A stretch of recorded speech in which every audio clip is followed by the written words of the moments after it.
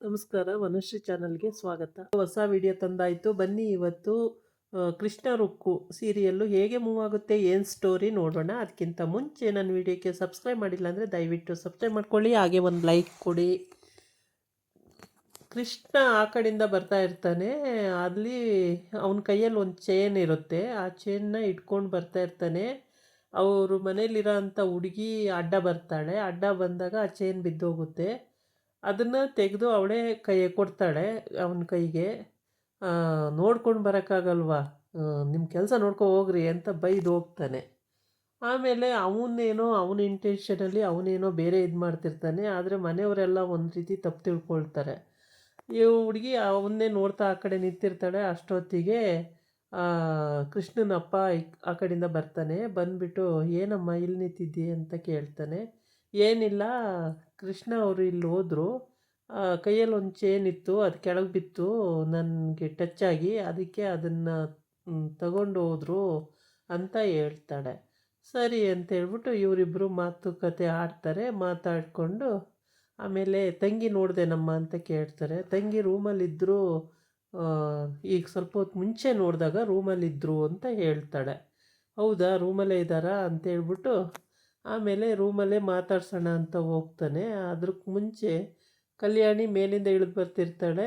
ಕೃಷ್ಣ ಡಿಕ್ಕಿ ಹೊಡೆದಿದ್ದು ನೋಡಿಬಿಟ್ಟು ಮನುಷ್ಯತ್ವನೇ ಇಲ್ಲ, ಯಾವಾಗ ನೋಡಿದ್ರು ಹೀಗೇನೆ ಅಂತ ಬೈಕೊಂಡು ಹೋಗಿರ್ತಾಳೆ ಆ ಕಡೆಗೆ. ಆಮೇಲೆ ಈ ತಂಗಿ ಈ ಕಡೆ ಇಲ್ಲಿ ಬಂದು ಅಳ್ತಾ ಕೂತಿರ್ತಾಳೆ. ಯಾಕೆ ಅಂದರೆ ಕಲ್ಯಾಣಿಗೂ ಇವಳಿಗೂ ಸ್ವಲ್ಪ ಮಾತುಕತೆ ಆಗುತ್ತೆ. ಮಾತುಕತೆ ಆದಾಗ ಅವಳೇನೋ ಬ್ಯಾಡ್ ಒಪಿನಿಯನ್ ಕೊಡ್ತಾಳೆ. ಅದಕ್ಕೆ ಇವಳು ಕರೆಕ್ಟಾಗಿ ಹೇಳಿದಾಗ ಅವಳಿಗೆ ಅದು ಇಷ್ಟ ಆಗಲ್ಲ ಕಲ್ಯಾಣಿಗೆ. ಆ ಹುಡುಗಿ ಮನೇಲಿದೆಯಲ್ಲ, ಆ ಹುಡುಗಿ ಬಂದು ನೀವು ದೊಡ್ಡವ್ರಿಗೆ ಹಂಗೆಲ್ಲ ಹೇಳಿದ್ದು ತಪ್ಪು, ಆ ಥರ ಮಾತಾಡಬಾರ್ದಾಗಿತ್ತು ಅಂತ ಹೇಳ್ತಾಳೆ. ಮಾತಾಡಬಾರ್ದಂತೆ ಹೇಳಿದಾಗ ಇವಳು ಕಲ್ಯಾಣಿ ಮುಖ ದುರು ನೋಡಿಬಿಟ್ಟು ಆ ಕಡೆ ಹೊರಟೋಯ್ತಾಳೆ. ಅವಳು ಹೋಗಿದ್ದನ್ನು ನೋಡಿಕೊಂಡು ಕಲ್ಯಾಣಿ ನಿಂತ್ಕೋ ಅಂತೇಳಿ ಮಾತಾಡಿಸಿ ಹೋದ್ಮೇಲೆ ರೂಮಲ್ಲಿ ಹೋಗಿ ಇವಳು ಅಳ್ತಾ ಇರ್ತಾಳೆ. ಏನು ಕಾರಣ ಅನ್ನೋದು ಗೊತ್ತಿಲ್ಲ. ಅಂದರೆ ಅದೇನೋ ಮಕ್ಕಳು ಅಂತಾಳೆ. ಅಕಸ್ಮಾತಿಗೆ ಬಂದಿರೋ ಹುಡುಗಿನೇ ಇವಳು ಮಗಳಿರ್ಬೋದಾ ಏನೋ ಹೇಳೋಕ್ಕಾಗಲ್ಲ. ಸೂರ್ಯಪ್ರಕಾಶ್ ರಾವ್ ಅವರು ತಂಗಿನ ಮಾತಾಡ್ಸೋಕ್ಕೆ ಅಂತ ಅಲ್ಲೋಗಿ ಕೂತ್ಕೊಂಡು, ಅವಳು ನೆಲದಲ್ಲಿ ಕೂತ್ಕೊಂಡು ಬಿಕ್ಕಿ ಅಳ್ತಾ ಇರ್ತಾಳೆ. ಅದಕ್ಕೆ ಹೋಗಿ ಅಲ್ಲಿ ಕೂತ್ಕೊಂಡು ಏನಮ್ಮ ಪ್ರಾಬ್ಲಮ್ಮು, ಯಾಕೆ ಅಳ್ತಾ ಇದೀಯ ಅಂತ ಕೇಳ್ತಾನೆ. ಅದಕ್ಕೆ ಅದೇನೋ ಕೈಯಲ್ಲಿ ಬಕ್ಷೆಯಲ್ಲಿ ಇಟ್ಕೋತಾಳೆ. 4 ತಿಂಗಳು ಅಂತಾಳೆ. ಏನು ಅಂತ ಒಂದು ಅರ್ಥ ಆಗಲ್ಲ. ಅದಕ್ಕೆ ಅವನು ಸಮಾಧಾನ ಮಾಡ್ತಾನೆ. ಸರಿ ಬಿಡು ಹೋಗಲಿ ಅಂತಾನೆ. ಆದರೆ ಏನೂ ಗೊತ್ತಾಗ್ತಾ ಇಲ್ಲ, ಒಂದೂ ಅರ್ಥ ಆಗಲಿಲ್ಲ ಇಲ್ಲಿ. ಆವಾಗ ಅವನು ತುಂಬ ಸಮಾಧಾನ ಮಾಡ್ತಾನೆ. ಇವಳು ಬಿಕ್ಕಿ ಅಳ್ತಾಳೆ, ಸಿಕ್ಕಾಬಟ್ಟೆ ಅಳ್ತಾಳೆ, ಬಿಕ್ಕಿ ಅಳ್ತಾಳೆ. ಹತ್ತು ಆಮೇಲೆ ಅಣ್ಣ ನಾನು ಏನಣ್ಣ ತಪ್ಪು ಮಾಡಿದ್ದೆ, ಯಾಕಣ್ಣ ನನಗೆ ಹಿಂಗಾಯಿತು ಅಂತ ಮತ್ತೆ ಅವನ್ನ ತಪ್ಕೊಂಡು ಅಳ್ತಾಳೆ. ಮತ್ತೆ ಕೂತ್ಕೊಂಡು ಅಳ್ತಾಳೆ, ಮತ್ತೆ ಅಳ್ತಾಳೆ. ಅದು ಏನು ಅಂತಲೂ ಗೊತ್ತಿಲ್ಲ. ಒಟ್ಟಿಗೆ ಅವ್ರಿಗೆ ಗೊತ್ತು, ಸೂರ್ಯಪ್ರಕಾಶ್ ರಾವ್ಗೆ ಗೊತ್ತಿದೆ, ನಮಗೆಲ್ಲ ಗೊತ್ತಿಲ್ಲ ಆ ವಿಷಯ. ಅವನು ಸಮಾಧಾನ ಮಾಡ್ತಾನೆ. ಮತ್ತು ಆಯಿತು ಬಿಡಮ್ಮ ಹೋಗಲಿ ಅಂತಾನೆ. ಆದ್ರೂ ಇವಳು ಬಿಕ್ಕಿಸಿ ಅಳ್ತಾಳೆ. ಏನಕ್ಕೆ ಹಿಂಗೆ ಅಳ್ತಿದ್ದಾಳೆ ಅನ್ನೋದು ಅವನಿಗೂ ಅರ್ಥ ಆಗ್ತಾ ಇಲ್ವೋ ಏನೋ ಗೊತ್ತಿಲ್ಲ. ಆಮೇಲೆ ಅಷ್ಟೆಲ್ಲ ಹತ್ತು ಏನು ವಿಷಯ ಅನ್ನೋದೇ ಗೊತ್ತಿಲ್ಲ, ಸುಮ್ಮನೆ ಅಳೋದು.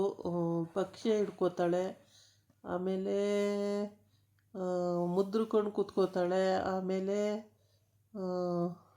ಒಬ್ಬಳೇ ಅಳ್ತಾಳೆ.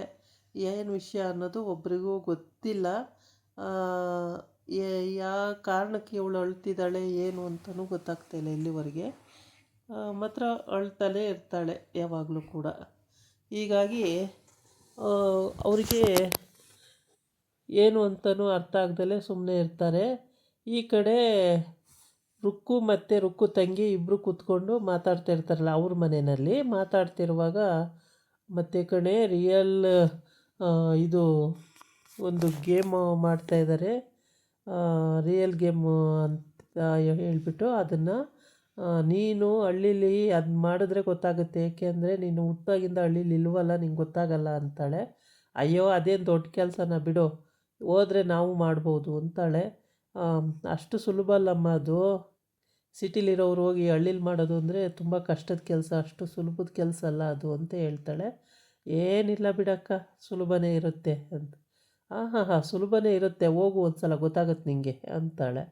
ಆಯಿತು ಬಿಡು, ಚಾನ್ಸ್ ಸಿಕ್ಕಿರೋ ಹೋಗದೆ ಇರ್ತೀನ, ಹೋಗೇ ಬಿಡ್ತೀನಿ ಅಂತ ಹೇಳಿ ರುಕ್ಕು ತಂಗಿ ಹೇಳ್ತಾಳೆ. ಈ ಕಡೆ ಜಯಪ್ರಕಾಶ್ ರಾವ್, ಸೂರ್ಯಪ್ರಕಾಶ್ ರಾವ್ ಅವನು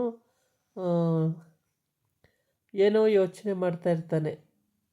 ಅಂದರೆ ಅವಳು ಅಳ್ತಿರೋದ್ರ ಬಗ್ಗೆನೋ ಏನೋ ಗೊತ್ತಿಲ್ಲ, ಯೋಚನೆ ಮಾಡ್ತಾ ಇರ್ತಾನೆ. ಏನು ಹೇಳಬೇಕು ಅಂತ. ಇದಾಗಿತ್ತು ಇವತ್ತಿನ ವಿಡಿಯೋ. ನಾಳೆ ಇನ್ನೊಂದು ವಿಡಿಯೋ ಜೊತೆ ಬರ್ತೀನಿ. ನಮಸ್ಕಾರ.